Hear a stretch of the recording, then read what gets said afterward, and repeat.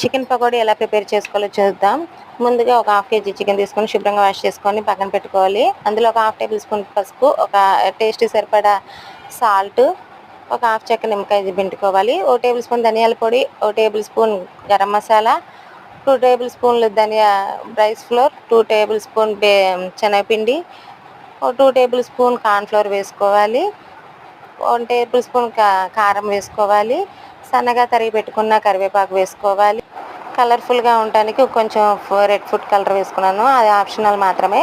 దీన్ని బాగా కలుపుకొని ఒక 3 అవర్స్ ఫ్రిడ్జ్లో పెట్టుకోవాలి. ఫ్రిడ్జ్లో నుంచి తీసిన తర్వాత 2 పచ్చిమిర్చి చీలికలు తీసుకొని వేసుకోవాలి.